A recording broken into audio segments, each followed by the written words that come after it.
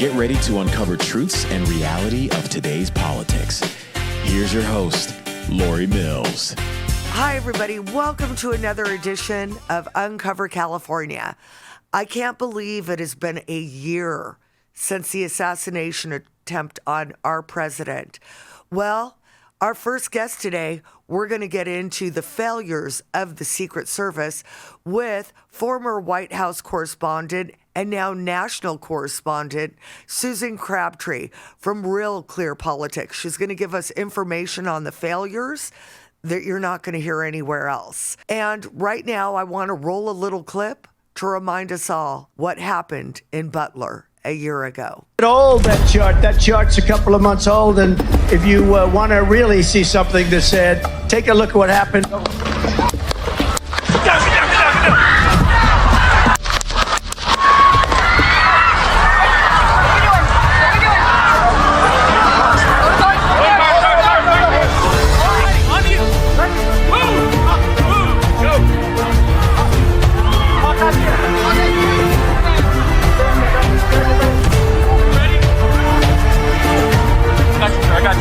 Let me get my shoes. Both of your heads.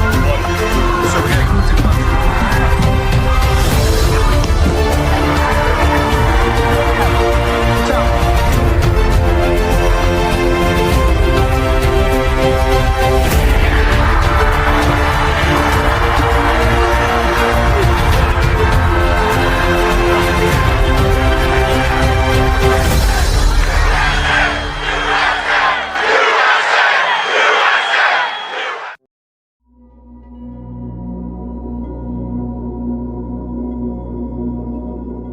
We almost lost our president. I think it was intentional. It's my opinion. You're not going to change my mind on that. And that's why we need people like Susan to come in to tell us the facts of what she knows. Our second guest, we're going to dig in deep with Jenn Van Laar, the superstar of California, chief editor of RedState. We're going to talk about the money behind the protests, and we are going to expose those that are lying to the American public, and we are going to just fight back. We're not going to take this laying down. 300,000 migrant children went missing in our country. It's absolutely not okay. 14 were found in the Camarillo farm raid, along with rapists, child molesters, and we can't allow that to continue. We're watching the left trying to carry the narrative about the innocent people being caught up in all this. Let's get something straight. Indivisible, you can lie all you want. All you little left-wing organizations, lie all you want. The only reason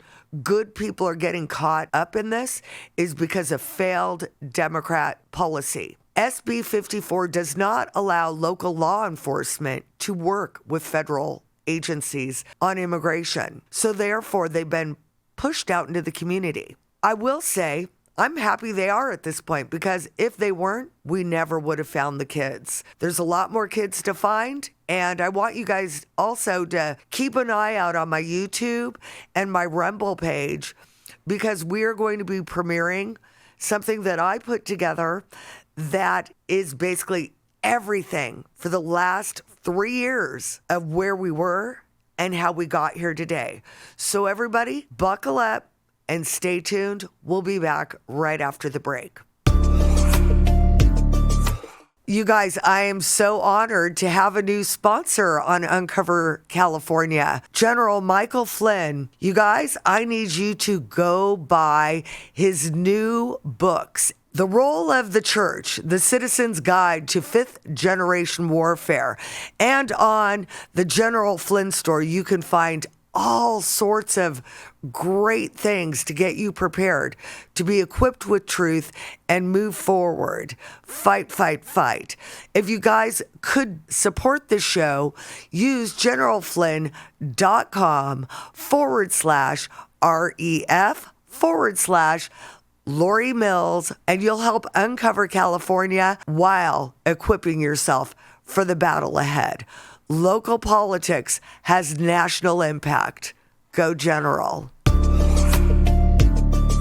Our next guest is Susan Crabtree, White House correspondent and journalist from Real Clear Politics. Susan, welcome back to Uncover California. So great to be with you again, Lori. I'm so happy you're here. We have so much to talk about. We're at the year anniversary of the assassination attempt on President Trump. I know that you do a lot of work with Secret Service, journalism. You've won awards. What is your take on everything that happened and the failures of the Secret Service? My take, sadly enough, is that because everybody is responsible, nobody is responsible. They have said that they are not going to fire their way out of this, and instead they are providing suspensions to 6 agents. But as I reported reported exclusively last week, these agents are not the supervisors.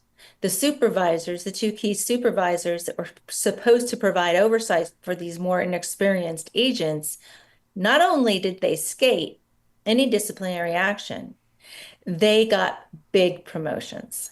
One of them was an inspector that they added to the site advanced team to provide even more scrutiny because it was an outdoor rally and there was an Iranian threat and there was tens of thousands of people expected.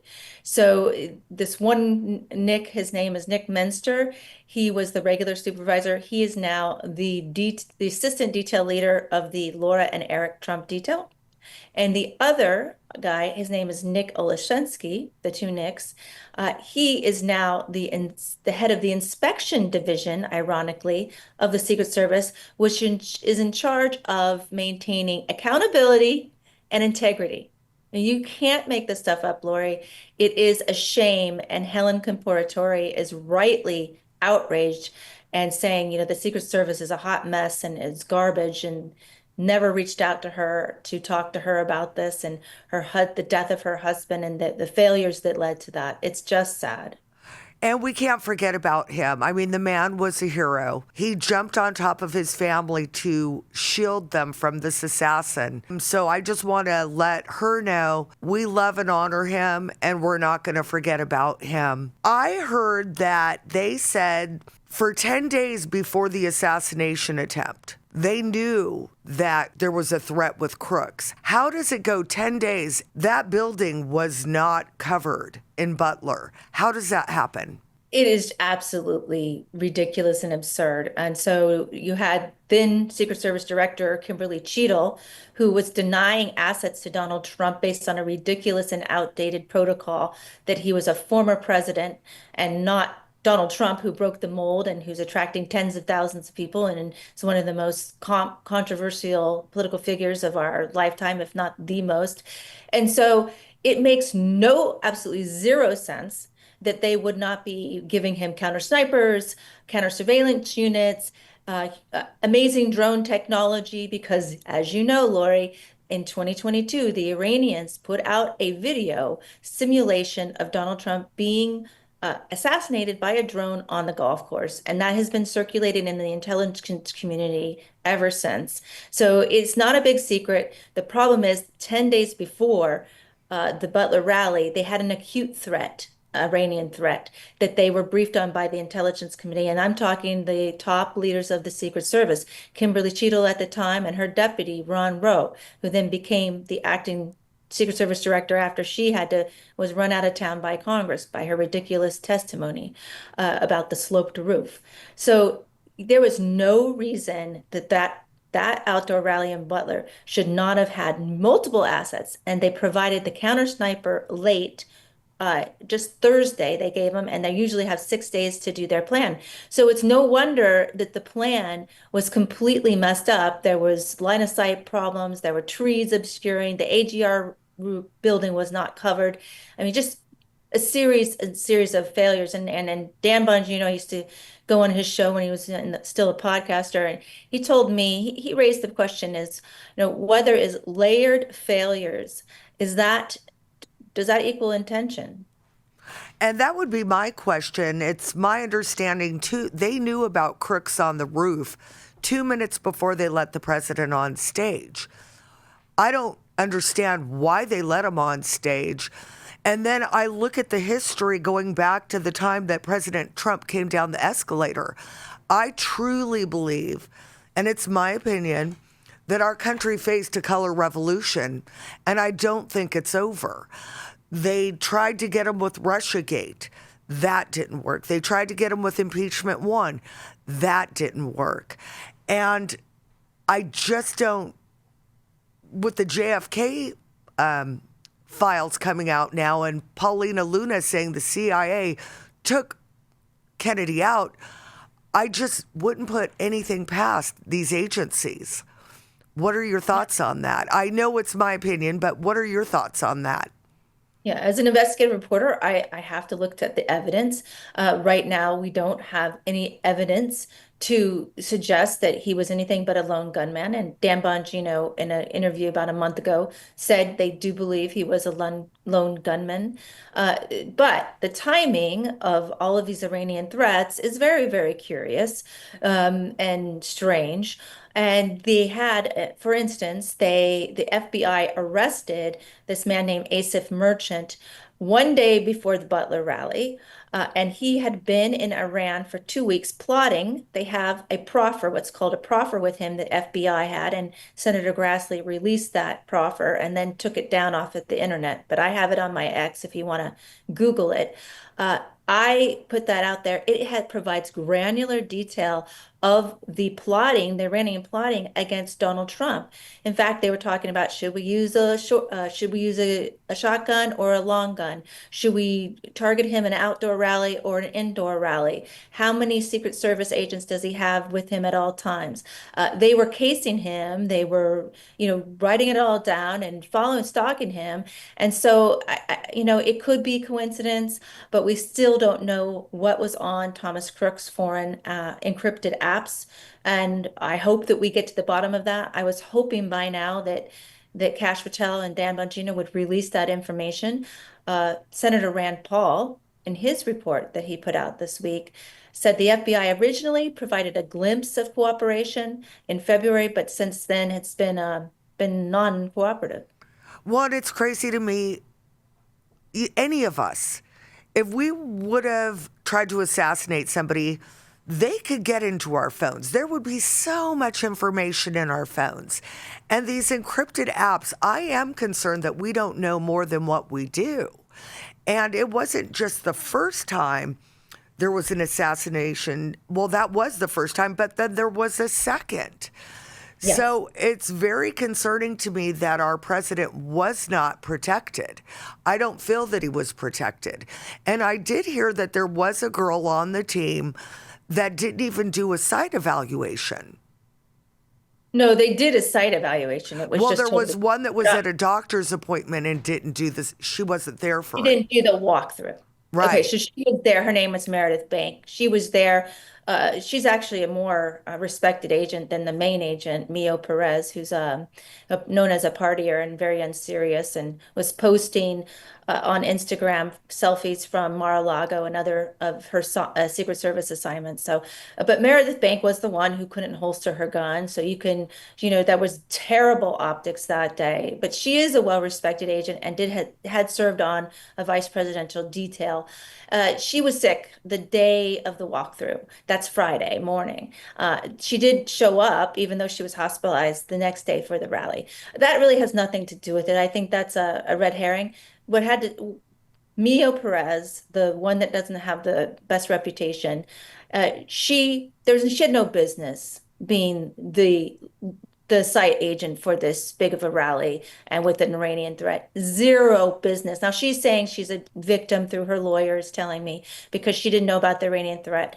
Listen, there was always an Iranian threat against Donald Trump since he bombed and killed General Soleimani, the Iranian general. So that by deductive reasoning, you can say, oh, they're adding a counter sniper to this rally for the first time. There must be a heightened threat. Now, she didn't know. She wasn't read into that threat. Anyway, she should have had layers. There should have been layers of supervisors, and there were, that doing that walkthrough with her, an inspector from the inspection division doing a walkthrough with her, there were, and they did not ask her how that AGR building was going to be covered. So multiple failures. And it's my understanding their drone broke And The they, drone mitigation system, yeah. yeah, and they were not coordinating with local officers, which I think would be pertinent to the fact. And wouldn't your local officers have drone capability? What were the failures there? Yes, they do. That's a very good point, Lori. The funniest thing is they were offering on the second golf course, the second assassination that occurred at Donald Trump's golf course in West Palm Beach. Uh, Afterwards, nobody really knows this. I reported this on X, I think, at the time. The locals provided the drone to go up after the fact to see where Ryan Ruth was on the freeway, running away from the Secret Service. That was abysmal.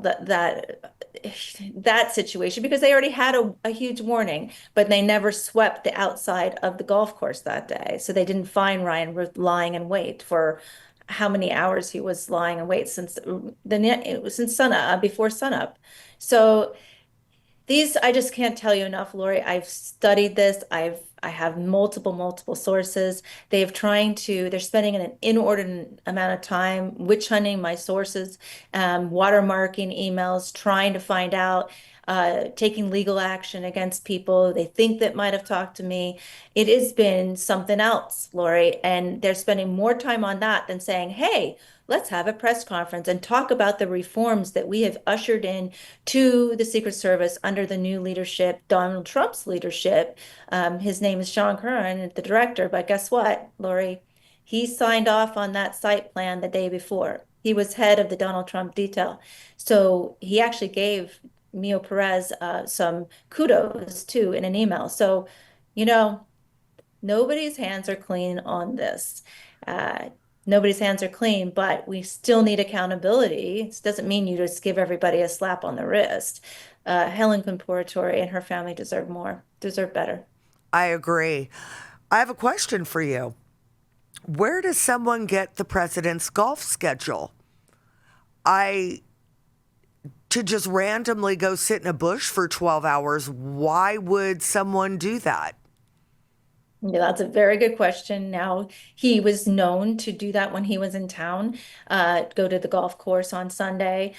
So that's not unusual. And it's very well known when Donald Trump is in town because all the roads shut down around Mar-a-Lago. So I'm not going to engage in too much of a conspiracy theory on that. But you know what? Ryan Ruth was a very bizarre character, and he was in Ukraine. He was recruiting people to go to Ukraine and Afghanistan. He lives in Hawaii. He had all of these bizarre things, a meeting with the famous celebrity Democratic leaning chef. Ryan Ruth is still an enigma in my mind, even though we know way more about him than we know about Thomas Crooks. And he seemed like kind of a whack job. Didn't he recently just say that he wants to be deported or killed immediately, death penalty? I didn't catch that, Lori. Well, thank you for raising that. I don't know. He's facing so much time. He'll never see the light of day. I guess it's possible because Hinckley was released in a monitored situation. But yeah, I mean, his life is not going to be great in the day and week in the years ahead. He'll be behind bars for a long time. So, you looking back on everything that you have researched on this subject, what improvements do you think they could make to make sure our president is safe? Well, the biggest problem they face right now is the lowering of their standards, which has been going on for years and years and years. And we see just yesterday, I don't know if you caught that, Project Veritas put out a video that they nabbed a Secret Service uniform division. That's like a police officer that protects the White House. And the guy was communicating with an unknown woman that he probably met online, but which a Project Veritas reporter. And it was saying, come to the White House, and providing, saying that he could get her in. Why don't you come stop by? I am a Secret Service uniform division officer, and I can get you in to the White House. And unfortunately, Lori, this was not a surprise to me because I've been covering so many tawdry things about the Secret Service so for so many years. I mean, the drinking in Cartagena, the prostitution in Cartagena, the crashes at DUIs.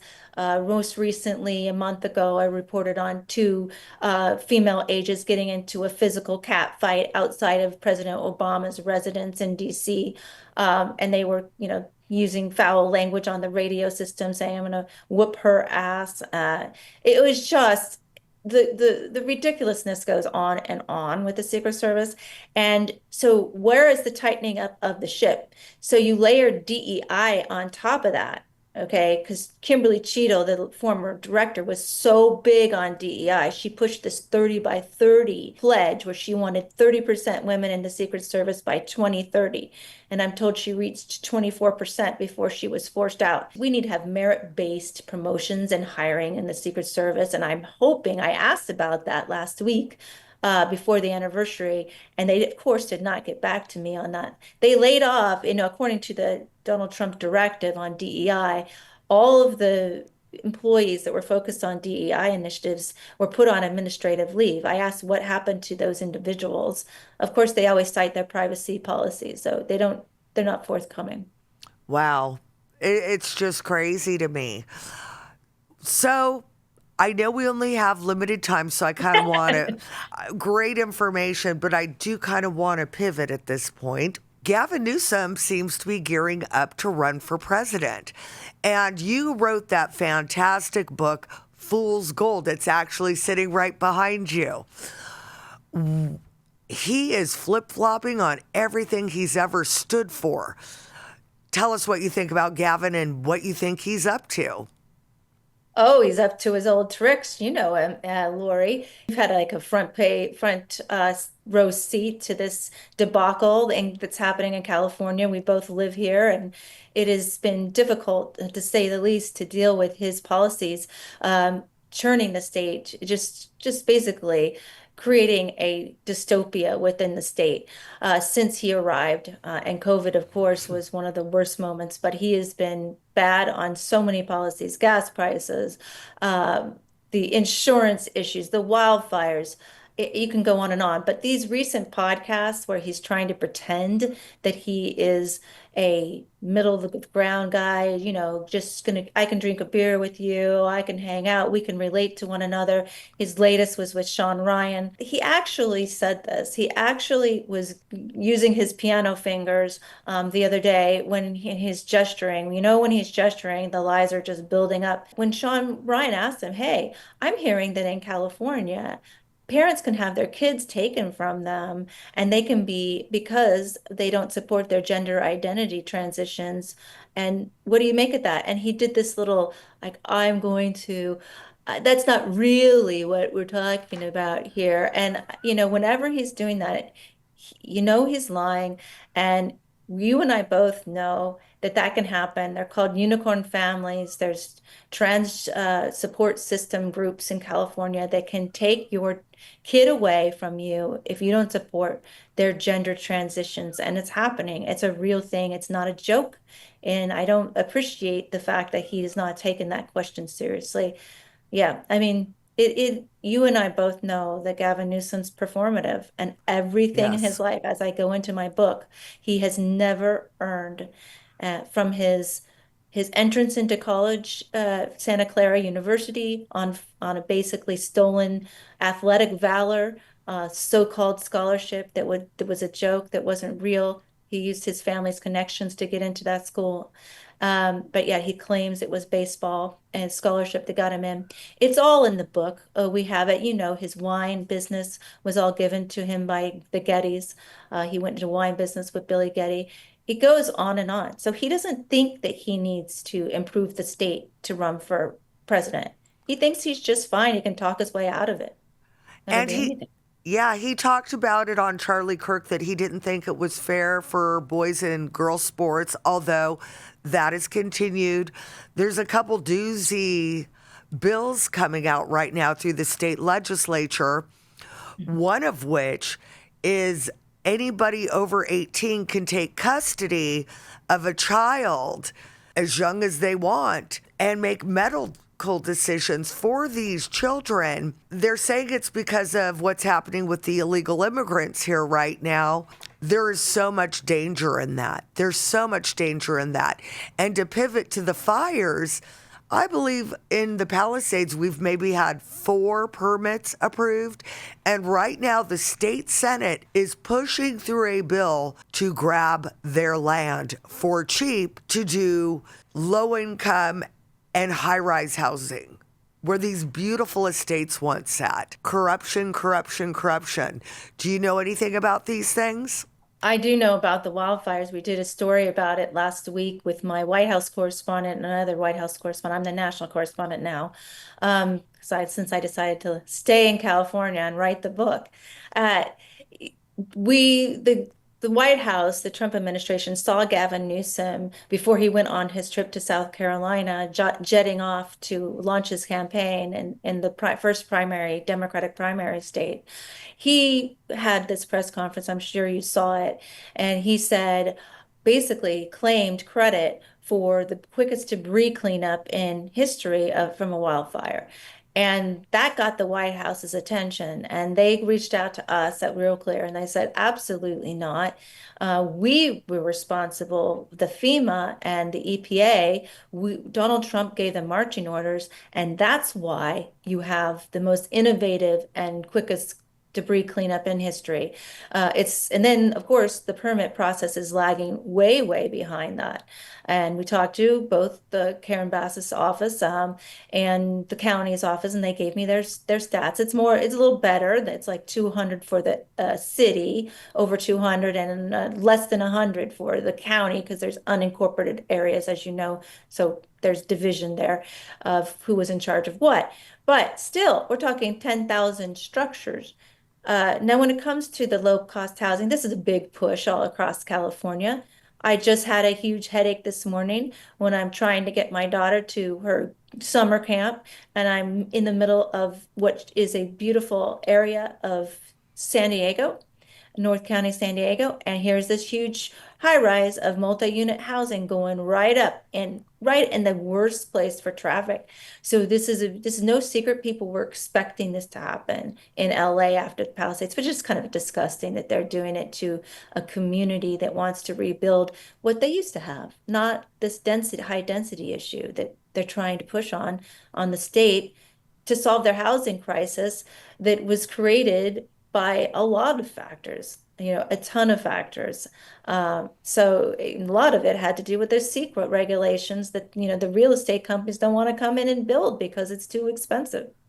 Right. The red tape is just insane between them and the coastal commissions, these unelected bureaucrats that are making money on anybody having problems, pushing the contractors they want used so they can make money.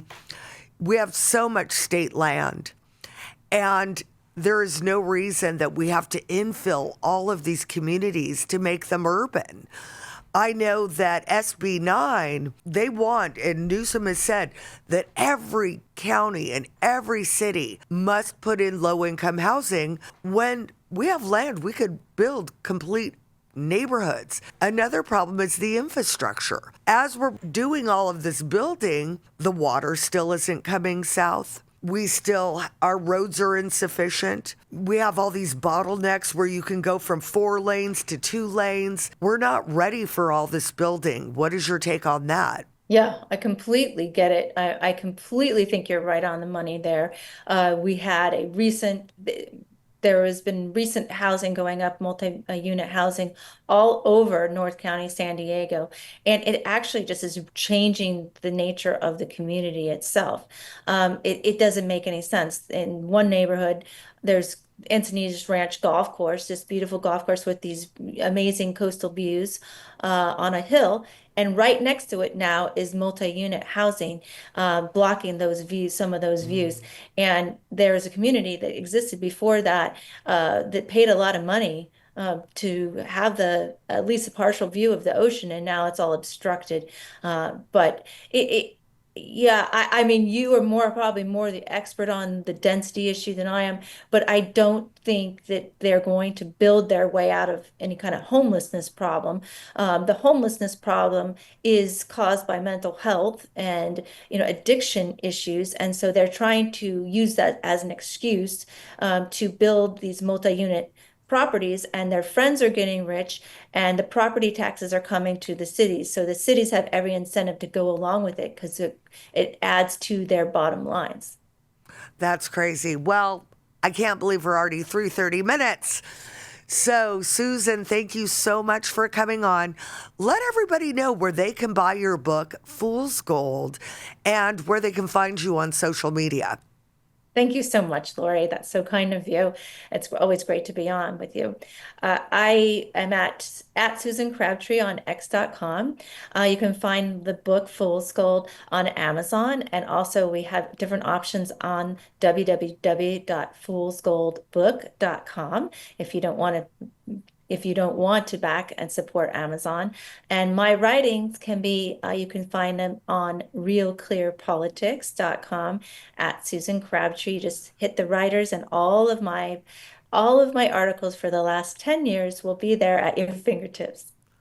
Well, thank you so much for coming on. And everybody else, stay tuned after the break. We're bringing in another super mega journalist. Jenn Van Laar from RedState is going to break down the money behind the farm raid and all these protests that are going on in our county and state. Stay tuned.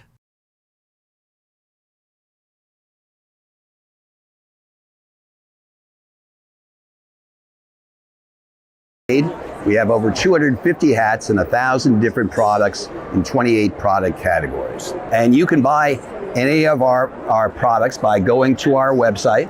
It's at themagamall.com and use promo code CALI. And remember, it's always a MAGA day at the MAGA Mall. Our next guest is a superstar. This woman brought down Ronna McDaniel. She brings down all corruption. Katie Hill, she did the reporting on Barbara Ferrer. And today, she's going to blow the lid off of what's going on with these protests that are fighting ICE agents and putting their lives in danger. Jennifer, thanks so much for coming back on to Uncover California. Of course. I always love being able to talk to you, even though we live, a few miles away from each other. Hardly get to see you. I know that's because we're always both working really hard, and you are probably the best investigative journalist that I know. What have you found out about the protests that are going on due to the deportation orders and the ICE operations? All right. So it kind of started back at the beginning of June when we had, and it's really crazy. I'll go into the parallels between Camarillo and Los Angeles. But back at the beginning of June, there was 2 targeted raids at this Ambiance Apparel in Los Angeles. So 2 locations of them. There were labor violation accusations. That employer had already actually been convicted of some kind of money laundering stuff, and the company itself is on probation. So it wasn't just like some indiscriminate sweep in the garment district to find brown people, the way that Karen Bass was saying. And likewise in Camarillo, as we all know, that there was this Glass House Farms that was a marijuana cultivation farm, but they had unaccompanied minors with them that I'm sure you and I both believe were being trafficked, major labor violations, and that kind of thing. So again, it wasn't an indiscriminate sweep just trying to go get, brown people out of the fields in Camarillo. I want to stop you right there just for a second. I've been reporting on the trafficked children for 3 years. And I'm sorry, if you've got unaccompanied minors working at your facility, they were trafficked there and they're not making money. They're literally paying back the cartels the $14,000 to $18,000 that they had to pay to come into the country. So that to me is the biggest deal. We have 300,000 missing migrant children in our country right now. And due to SB 54, our local law enforcement cannot work with ICE, which is putting these children in danger. So go on, Jen. Had to make No, that point. that's a big thing because a lot of people in other states don't understand the hamstring that is holding our local law enforcement back from helping. I mean, I even know some local officers who have worked on sex crimes and things by undocumented people, to use their language, and they can't Illegal call ICE aliens. about it if it's not to a certain level of charge. They can't call ICE. They can call ICE, like say they picked someone up and they murdered someone. There's things like that where they can cooperate with ICE, but it's very rare. And the problem with California, as you and I both know, they downgrade these crimes. So they, you might get arrested for sexual abuse of a minor, but you maybe get pled down to indecent liberties. And that's not something that they would be able to call ICE on. So that's a whole other discussion. Okay, but so let's get back on track. I'm sorry, I took you to the left. No. I went on that ride with you. But the parallels between what happened because of these deportation raids that were really, I think, labor violation and human trafficking raids, and maybe a little bit of money laundering in there too, is that the opposition to them is all from the same people. The backbone of this whole operation, I guess you could call it, is the Party for Socialism and Liberation and CHIRLA, the Coalition, can't remember which C it is, for Humane Immigrant Rights Los Angeles. And even though they have Los Angeles at the end of their name, they have a CHIRLA in Mexico. They're a statewide organization with huge funding from the state of California to carry out this immigrant resettlement or immigrant aid, those kind of things. The state of California paid them $34 million, which was 75% of their budget in the year ending 2023. Now, how are they connected? Like, I've already connected Indivisible, the left-wing George Soros funded group that's rampant in our county, to 805 immigrations, or the 805 and immigrants. 805 on DocuFund. So are they connected to CHIRLA as well? Yes, through PSL. So the Party for Socialism and Liberation has a Ventura County chapter, obviously has its national chapter. And I first traced them together with CHIRLA back in 2015, just 2 weeks after Donald Trump went down that escalator and he was coming out to California to give a speech to a group of Hollywood conservatives. CHIRLA and PSL were the ones out there with effigies of Donald Trump and calling him racist and all that kind of thing. So PSL, like you said, is also connected to the 805 on DocuFund and this VC Defensa that was out there that day. And all last Thursday it was, I was just downloading these Instagram reels of these people calling for more of their comrades to come out there, calling them to bring milk to put in their eyes, calling for masks, calling for water, telling people to come out with flashlights, telling them, to come out basically ready to fight, and then stirring everyone up to go out the next day. So these groups are definitely all connected, and with Indivisible, which I like to think of as just like the white liberal affluent person version of PSL, because you and I know plenty of people here in our county who are part of Indivisible, and they definitely fall under that. I'm the rich white liberal that feels guilty, and so I'm going to be part of this revolution through my group Indivisible. Well, what we've noticed as well with Indivisible is they have been flooding our city council meetings with people that I'm sure are good-hearted, but what Indivisible does is you've got this leadership being paid from these organizations, and then they spread fear throughout the community, and it's for political gain. It doesn't matter if it's true or not. It's for control and power. What's your take? It's actually really cruel of what they're doing to these people is really cruel. Yeah. Because they're putting so much fear into them.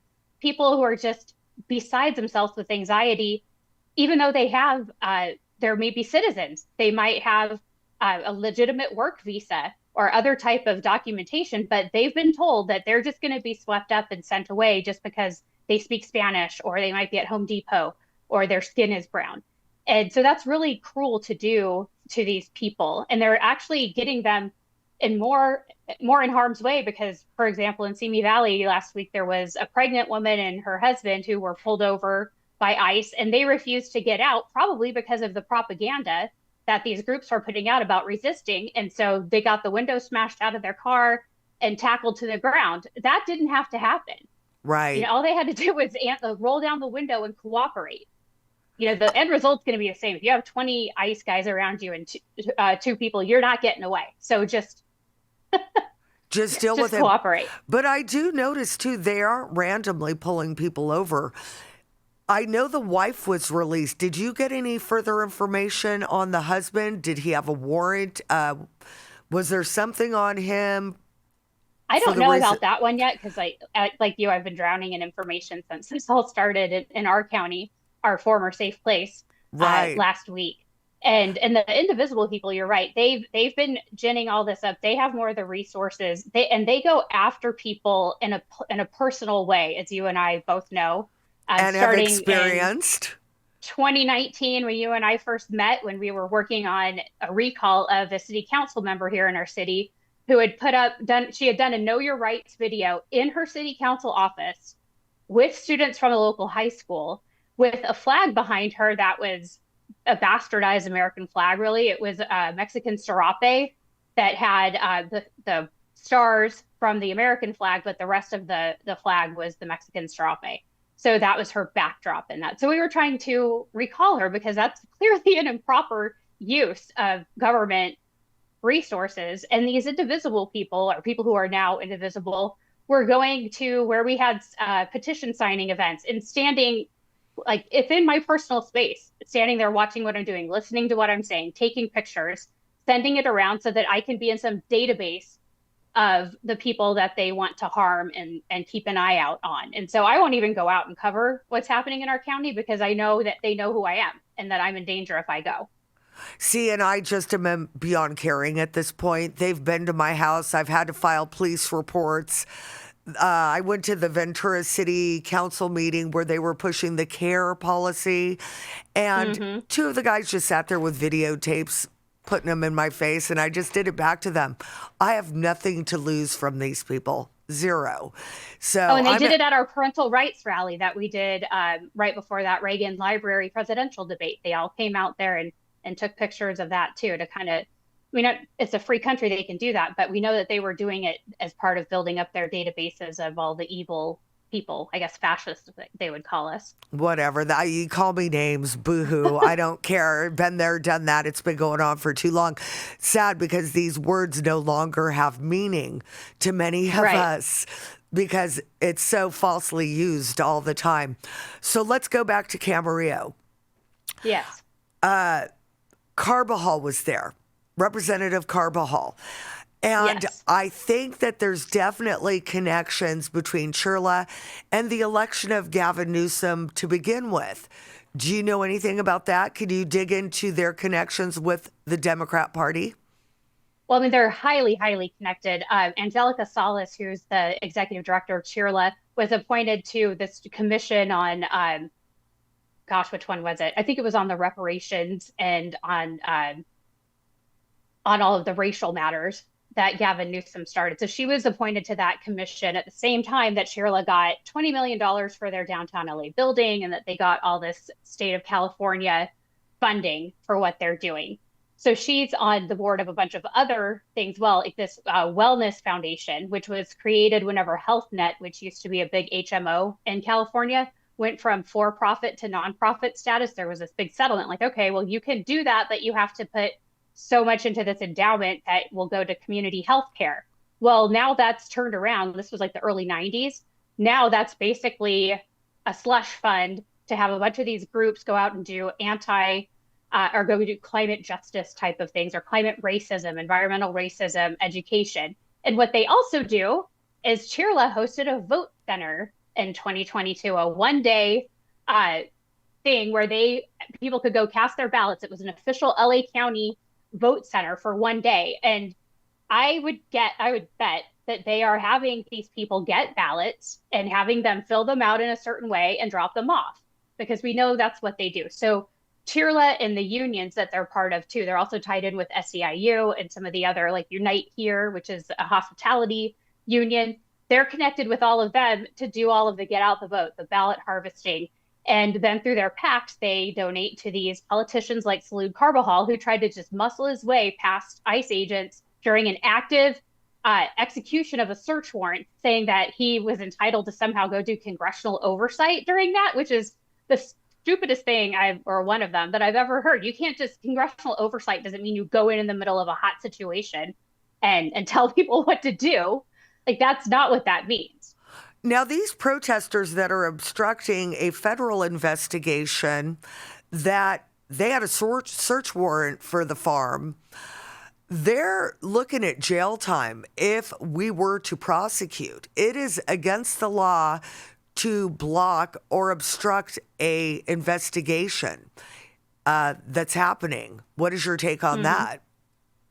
Well, we need to have a lot more personnel out there to be able to apprehend these people when they do those things, because even though we had quite a few soldiers out there from National Guard and the BORTAC people, there still wasn't enough to be able to safely apprehend all those people at the time. And so we saw that President Trump was saying, we're not going to take this anymore. We're going to go ahead and we're going to arrest you people who are throwing rocks at our vehicles or charging them. Well, breaking news here on your show. Woo! Friday night through our RedState tip line, we got an email from someone we recognize the IP address, someone who has sent threatening messages before. It's a California IP address. And they said, if Trump tries to go after these people while we're protesting, we're going to run a truck full of explosives into all of their cars. So we immediately got that information to the FBI, to U.S. Attorney Assaley, with all that IP address information so that they can look into that. And I even told some journalists I know who routinely in bed with Border Patrol, because I want them to, be extra alert with that kind of threat, because that's not something you want to take lightly. Okay, so boom, breaking news. breaking news. I want you to these repeat. Elected officials have to stop what they're doing. The elected officials who are legitimizing 805 Undocu-Fund and VC Defensa and PSL, and who are out there actively trying to interfere in investigations. If these elected officials were not out there coddling all of these criminal babies, then maybe we could get some action taken. Well, let's not kid ourselves, Jennifer. These elected Democrats don't care about the truth. They knowingly lie to the American people for power. They knowingly lie to their supporters to get them emotional, to get them out on the streets doing what they're doing. And the sad thing is, as we talked about earlier, there are people that are probably very good people that the leadership of these groups and the media, the bad media, that is, Jennifer. Right. They are lying to the public to gain power. And thanks to people like you, a lie is not going to stand in the light of truth. Just absolutely nuts. So an exploding truck. I mean, this is terrorism at this point. It's a terrorism threat. And after watching what we watched last week with the guy shooting at the Border Patrol and ICE agents, I have no doubt they would do it, because we even I posted a 9-minute long video of a guy in Simi Valley here who chased ICE agents through the streets of Simi Valley in his car, like trying to run them off the road.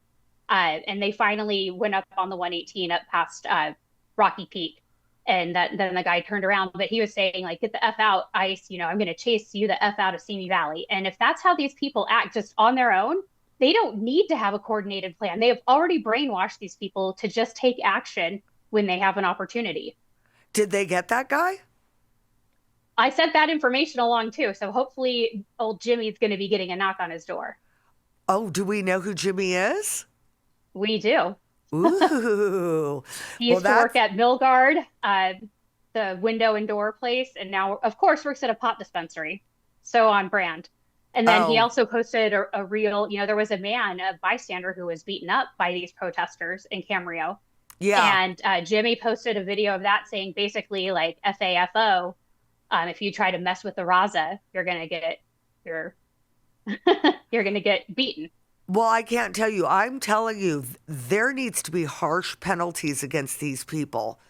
They can't just sweep this under the rug. They wouldn't with us. So I don't understand why. I think that they're not realizing these are federal charges and that the feds don't play. They're so used to the California system coddling everyone and getting away with everything, and they're not taking into account that federal charges are way different. And I hope they're charged. I hope they're prosecuted to the fullest extent of the law because this needs to stop. I also know with what's going on in the city councils, you've got Ventura passing these sanctuary policies, and you've got Oxnard already did. I believe they're going to be in Simi Valley this week. They went to Thousand Oaks. And the thing is for these cities to embrace these sanctuary policies, they're in violation of 8 U.S. Code 1324, and they can lose federal funding. How much money do you think in federal funds? For instance, we know that for the Thomas fire, President Trump gave the city of Ventura and Santa Barbara $300 million. They pay for streets. They pay for all sorts of stuff. How much damage do you think could be done to our local communities if federal funds were cut off? Oh, massive, massive. It depends on exactly what categories they're in. Even within justice, there's a lot of federal funds that trickle down through grants and things to our local police departments. And, Gavin Newsom just needs to get his people in line and needs to start obeying the law. Oh, but Gavin Newsom said that he has changed. Didn't you hear? He is now, for not having men and women's sports, he's now pro Second Amendment. Didn't you see his interview? Yeah, sure. Yeah, I did. And I'm still trying to not vomit. It's insane. Now, what do you think about him right now? I think he's trying to run for president. What's your take? He definitely is trying to run for president, and he's trying to study he's just going with what the polls say. But the problem is he changes at least a few times a week. He changes his position on something, and it's all on the record. I don't see how he gets away with this. And once he actually has some credible people questioning him and giving him the receipts of the things that he's done, I don't think he'll last. Well, there'll be some great campaign ads, that's for frickin' sure. And oh, yeah. Yeah, I just think about what he says and what he does. They are just completely contrary to each other. And he's just creepy to me. What did we call him? Guido the Killer Pimp? That's right. That's your great name for him. Yeah, and then yesterday I also noticed that he was doxing, or was it the day before? I can't even keep my days straight, as you well know. He was doxing J.D. Vance and his family. What's sicker than that? He's sick, and he's a complete narcissist. Have you ever seen the movies about people who just want this one thing in life so bad that they'll kill someone for it, or they get so obsessed with it? I think that's where Gavin Newsom is, and he's obsessed with Donald Trump and J.D. Vance and a little bit with Ted Cruz. It's so, and we can't forget, he just loves Ron DeSantis too. Crazy. Yeah. So with this situation and the money, did you report that as well to the U.S. Attorney, I hope? Well, shortly after I was on Fox News to talk about that, some members of Congress opened investigations into Chirla. And I believe that U.S. Attorney Asaley is also looking at their funding and looking to see if they're using the funds that they got from these government agencies in the way that they were supposed to be used and not to, gin up riots. And that's the thing that's so crazy to me is, as you said, people that work for these organizations end up becoming bureaucrats within the California government. You and I know quite well that taxpayer dollars in this state disappear. And it's almost as if they're funding the riots to fund the campaigns to keep Democrats in power. Do I have that right? You do. And I think some of these programs, like there was this one through Governor's Emergency Services Office that gave out grants to Chirla and a couple of others. I think that's just a slush fund that they use to be able, it's supposed to be for disaster preparedness, but what they teach about is environmental racism. So I think it's all just a slush fund. And we're going to find a few USAID type bureaucracies here in California and go about trying to dismantle them. We need to doge California. Oh, yeah. Now, something I saw this morning is the Senate just passed a bill to basically land grab in the Palisades. Do you know anything about that?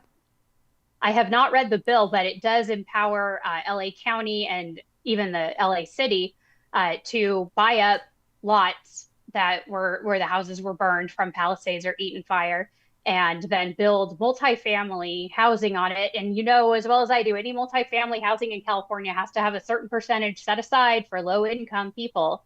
And so we're going to see how that goes, because some of that Palisades land is going to be controlled by the Coastal Commission too. We're not going to want, multifamily things right on the beach. So I Gavin don't Newsom, think if they he care. signs that, if Gavin signs that, that's going to be so bad for his presidential ambition. So I wouldn't be surprised if he ended up saying, "Oh, back up a little bit, y'all." Yeah, well, and we know due to the fires, very few permits have been granted. And I know that Gavin and Karen Bass were trying to take credit for the cleanup when we know the Federal Army Corps of Engineers was who went in and cleaned up those lots against a lot of pushback from the state. I've got friends that lost their homes there that still are so frustrated they're almost at the point of walking away from their land. A lot of this seems to me like a massive land grab because let's face it, they failed miserably. There was no water. When I ran for office, one of the things I ran on was controlled burns. Can't do them anymore thanks to the California legislature. Everything that they have done has been a complete failure, Jenn. And I do believe that 8042, which is the district that the Palisades is in, is a very winnable seat. It's time to take the state back. Especially with this. Right, and the state Senate seat as well. I'm not sure if that one's up in 26. I believe it is. 28. Oh, wait, no. The one on the west side. Seat. Ben Allen. Yes, Christina Irwin will be running for that seat. Yes, and Ben Allen is the one who sponsored that bill for the land grab. So that's going to make people in Palisades really ticked off. Are you kidding me? No, the controlled burn thing is so huge because it's like you said, they cause this whole issue and then they want all of the applause for the streets being able to be driven on again after 6 months. Like, big whoop. I was in Palisades Saturday afternoon, had drinks with a girlfriend, and we were right by some areas of Topanga State Park that still had tons of brush that had not been cleared, even though everyone else had the deadline, or they get fined by the state. The state park lands were still full of all this undergrowth. And they think that just cutting it down is okay. No, then you have even deader undergrowth just laying there like kindling. You need to use goats or you need to burn it. And they're not wanting to do the things that actually work to try to protect us. So it's like they're waiting for the rest of the Palisades to burn down. And I hope that I'm not prophetic in saying that. Well, and that was one thing that I ran on before. But even where we live, Jenn, the trails that I hike around our homes, that brush was hit in the Wolseley fire back in 2018. That brush is about 8 to 10 feet tall again. And even the indigenous people used to burn up the valley. When I was a kid, we used to burn, on a calm day, they'd burn up like 2 hillsides to create a massive fire break. But for some reason, the Woketopians in Sacramento think this is a better plan. Yeah, and we know that clearing under the power lines is a big deal that they're not able to do. And we know from an amended complaint filed last week in the Palisades fire victims case that they noted, and they have this on Ring cameras and they have video and documentation of it, of 4 or 5 spot fires started by LADWP lines during the Palisades fire that made it that much worse. So not only did they cause the initial ignition because they left the lines energized until the next morning, they caused a lot more ignitions and a lot more loss of life and loss of homes. That's absolutely crazy. One of my friends in Malibu, she lives above Duke's, part of her home burnt. And when they went in there and looked at things, fire literally came through tubing underground into her walls. So the force of that fire was crazy. But one thing I've never understood, they were able to rip up our streets really fast for 5G. Why isn't our government burying these lines? Environmentalists.